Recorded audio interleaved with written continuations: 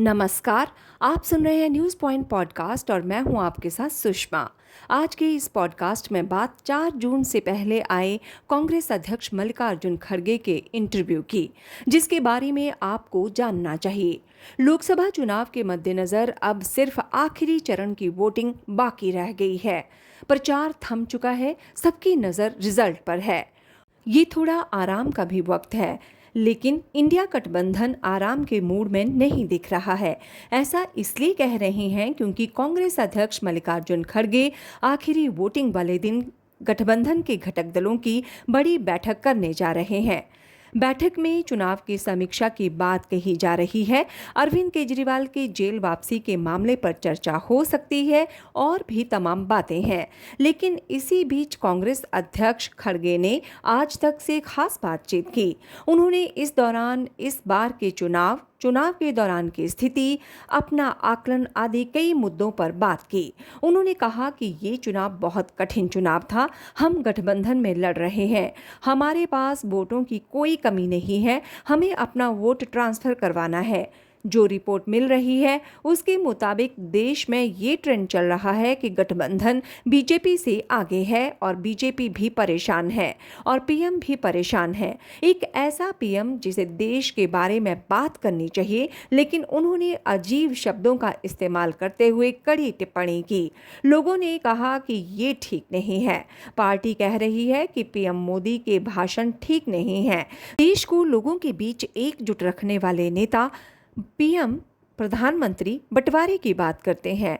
इससे उनकी बातों का कोई असर नहीं हुआ। इसके साथ ही खड़गे ने महंगाई और संविधान को लेकर कहा कि हमने जो मुद्दा उठाया है कि देश में बेरोजगारी बढ़ी है, इस पर क्या किया गया। महंगाई और संविधान का दुरुपयोग करना, लोकतंत्र को हाथ में लेना और लोगों को परेशान करना अच्छा नहीं है। उन्होंने कहा कि इंडिया गठबंधन को कितनी सीटें मिलेंगी, ये संख्या का सवाल नहीं है। गठबंधन मिलकर लड़ रहा है और जितनी सीटों पर हम लड़ रहे हैं उससे बेहतर प्रदर्शन कर रहा है। मैं आपको बता रहा हूं कि इंडिया गठबंधन को 273 से ज्यादा सीटें मिलेंगी। इसके साथ ही पीएम तय करने की बात पर भी कांग्रेस अध्यक्ष ने अपनी राय रखी। उन्होंने कहा कि गठबंधन के लोग मिलकर बैठेंगे और तय करेंगे कि कौन पीएम बनेगा, किस तरह का गठबंधन चलेगा और क्या नीतियां होंगी। तभी तय होगा। हमारा मुख्य उद्देश्य गांधी जी की विचारधारा को नष्ट करने वालों को सत्ता से हटाना है, न कि इस पर कि इंडिया गठबंधन में किसकी बारी आएगी। इसके साथ ही कांग्रेस अध्यक्ष ने पीएम मोदी के ध्यान को लेकर भी टिप्पणी की। कांग्रेस अध्यक्ष ने कहा कि वो घर पर भी 45 घंटे तक ध्यान कर सकते हैं। उनकी सुरक्षा के लिए 10,000 पुलिसकर्मी होंगे, कई अधिकारी रहेंगे। ये नाटक क्यों करते हैं? उन्हें अपने घर पर पूजा करनी चाहिए।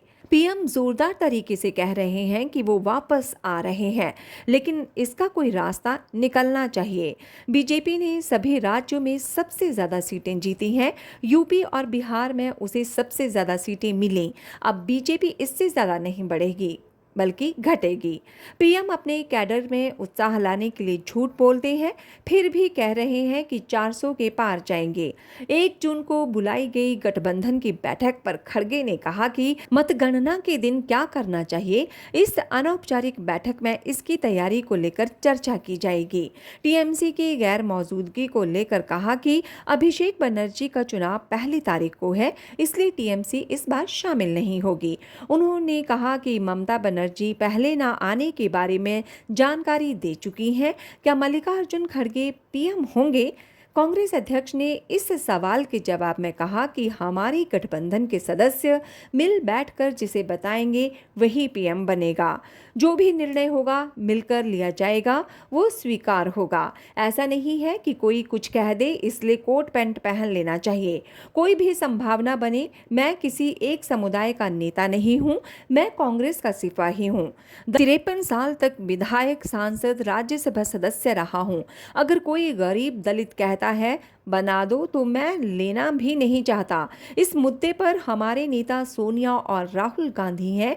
वो ऐसा कहते हैं कि पहला लक्ष्य मोदी को हराना है, फिर आगे का फैसला लिया जाएगा।